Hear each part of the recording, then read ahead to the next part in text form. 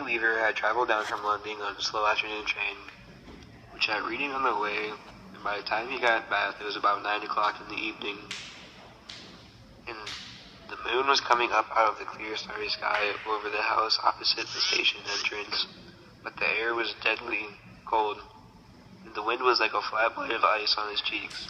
"Excuse me," he said, "but it's a fairly cheap hotel not too far away from here. Try the Bell and Dragon," the porter answered, pointing down the road. "They might take you in. It's about a quarter of a mile along the other side." Billy thanked him and picked up his suitcase and set out on a walk for the quarter mile to the Bell and Dragon. She had never been in a bath before. No anyone who lived there, but Mr. Greenslade at the head office in London told him it was a splendid town. "Find your own lodgings," he said, "and then go along and report your branch manager as soon as you've got yourself settled." Billy was 17 years old. He was wearing a new navy blue overcoat and a brown Tribbley hat. In a new brown suit, he was feeling fine. He walked briskly down the street. He was trying to do everything briskly these days. Briskness, he had decided, is one common characteristic of all successful businessmen. The big shots up at the head office were absolutely fantastically brisk at the time.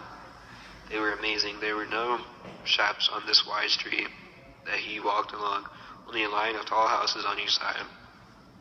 All of them identically. They had porches and pillars and 4 or 5 steps going up to their front doors. It was obvious that once upon a time they had been very swanky residences. But now, even in the darkest, he could see that the paint was peeling from the woodwork on their doors and windows, and that the handsome white facades were cracked and blotchy from neglect. Suddenly, in a downstairs window that was brilliantly illuminated by a street lamp not 6 yards away, Billy caught sight of a printed notice propped up against the glass in one of the upper panes. He said, "Bed and breakfast." There was a vase of yellow museums, tall and beautiful, standing just underneath the notice. He stopped walking. He moved a bit closer. Green curtains were hanging down either side of the window. The Prometheums looked wonderful beside them. He went up and peered through the glass into the room, and the first thing he saw was a bright fire burning in the hearth. The carpet on the floor with a pretty little cushion was curled up to sleep, and its nose tucked into its belly. The room itself, so far as he could see in the half-darkness, was filled with pleasant furniture. There was a baby grand piano and a big sofa and several plump armchairs. And in one corner he spied a large parrot in a cage. Animals were usually a good sign in a place like this. Billy told himself, all in all, it looked to him as though it would be a pretty decent house to stay in.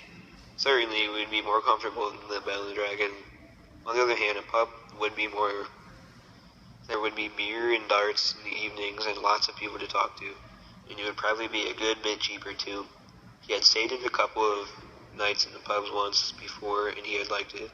He had never stayed in a boarding house, and to be perfectly honest, he was a tiny bit frightened of them. The name itself conjured up images of watery cabbages, ashes, landladies, and a powerful smell of givers.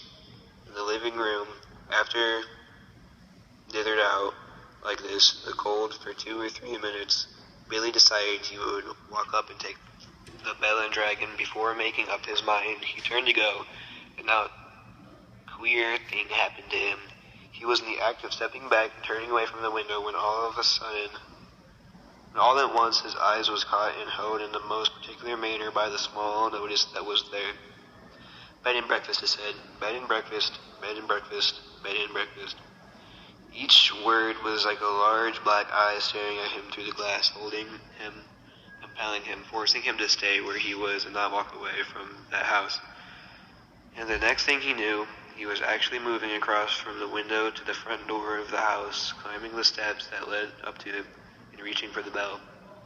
He pressed the bell far away in a back room. He heard it ringing.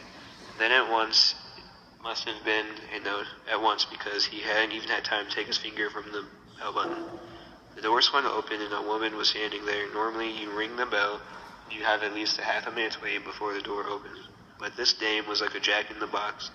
He pressed the bell and out she popped. It made him jump. She was about 45 or 50 years old, In the moment she saw him, she gave him a warm, welcoming smile. "Please come in," she said pleasantly. She stepped aside, holding the door wide open, and Billy found himself automatically starting forward. The compulsion, or more accurately, the desire to follow her into the house was extraordinarily strong. "I saw the notice in the window," he said, holding himself back. "Yes, I know. It was wondering about your room. It's all ready for you, my dear," she said. She had a round, pink face and very blue eyes. "I was on my way to the Bell and Dragon," Billy told her, "but the notice in your window just happened to catch my eye." "My dear boy," she said, "why don't you come in out of the cold?" "How much do you charge?" 5 and 6 pence a night, including breakfast. It was fantastically cheap. It was less than half of what he had been willing to pay. "If that is too much," she added, "then perhaps I can reduce it just a tiny bit. Do you desire an egg for breakfast? Eggs are expensive at the moment." "It will be 6 pence less without the egg." 5 and 6 pence is fine," he answered. "I should like very much to stay here. I knew you would do. Do come in." She seemed terribly nice. She looked exactly like the mother of one's best friend, school friend, welcoming one into the house to stay for Christmas holidays. Billy took off his hat and stepped over the threshold. Just hang it there," she said, "and let me help you with your coat." There were no other hats or coats in the hall. There were no umbrellas, no walking sticks, nothing. "We have it all to ourselves," she said, smiling at him. Her shoulder she led the way upstairs. "You see, it isn't very often I have the pleasure of taking a visitor into my little nest." "The old girl is slightly dowdy," Bailey told himself. "But if I have 6 pence a night, who cares about that?" "I should have thought you'd be simply swamped with applications," he said politely. "Oh, I am, my dear. I am, of course I am. But the trouble is that I'm inclined to be just a teeny-weeny bit choosy in particular, if you see what I mean." "Ah, yes, but I'm always ready. Everything is always ready, the day and night in the house, just on the off chance that an acceptable young gentleman will come along. And it is such a pleasure, my dear, such a very great pleasure when I now and again open my door and I see someone standing there who is just exactly right." She was halfway up the stairs and she paused with one hand on the stairrail, turning her head and smiling down at him in pale lips. "Like you," she added. Her blue eyes traveled slowly all the way down the length of Billy's body to his feet and then up again. On the second floor landing, she said to him, "This floor is mine." They climbed up another flight. "And this is all yours," she said. "Here's your room. I do hope you like it." She took him into a small but charming front bedroom. Switch on the light as she went in. "The morning sun comes right in the window, Mr. Perkins." "It is Mr. Perkins, isn't it?" "No," he said, "it's Weaver." "Mr. Weaver, how nice. I've put water bottle between the sheets and to air them out."